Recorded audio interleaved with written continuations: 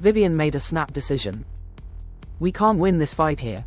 We need to leave," she shouted over the chaos.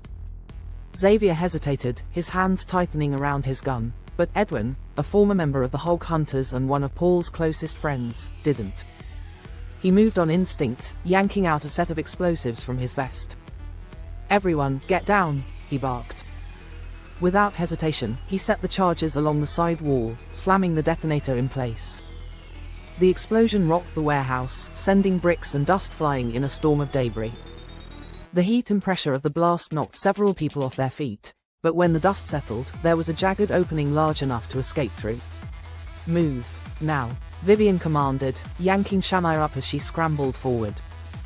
Xavier and Edwin rushed ahead, dragging whoever they could with them. The air was thick with smoke, stinging their eyes and filling their lungs with every breath. Pete Neese, out of shape and bleeding badly from his gut wound, stumbled forward, his breath coming in ragged gasps. He had once been a damn good shot, a man who lived for the thrill of precision, but now his hands shook too much to hold his gun steady.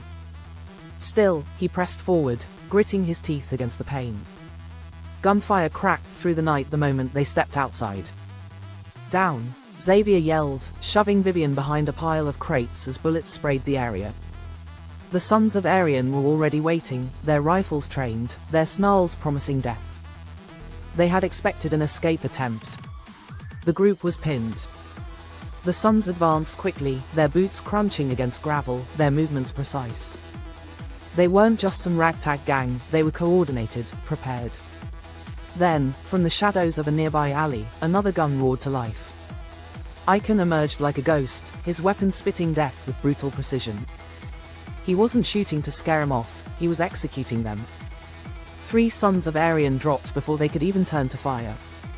The remaining men scrambled for cover, their formation broken. "Move, move," Icon barked, running toward them. He grabbed Pete first, half-hauling the injured man toward a waiting van.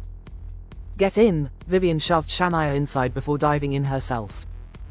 Xavier and Edwin followed, providing cover fire until they were all packed inside.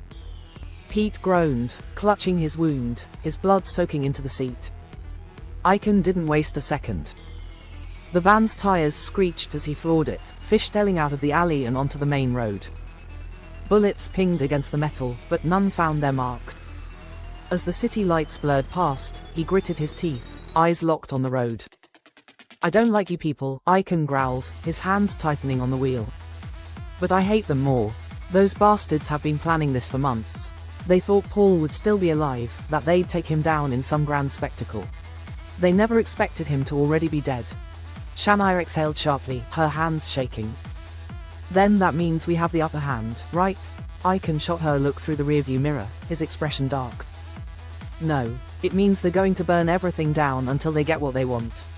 And the cops, they're in on it, there's nowhere to hide." Xavier clenched his jaw. "Then we get out of the city and figure out our next move. But first, Pete needs serious medical attention." Pete let out a weak chuckle. "Don't worry about me, kid. Just get us out of here." Icon nodded grimly. "Buckle up, we're not stopping until we're in the clear." He yanked the wheel hard, taking a sharp turn down an alley just as a second group of Sons appeared at the intersection, their headlights sweeping past, searching. The van disappeared into the darkness, leaving only the scent of burnt rubber and the bodies of their enemies behind.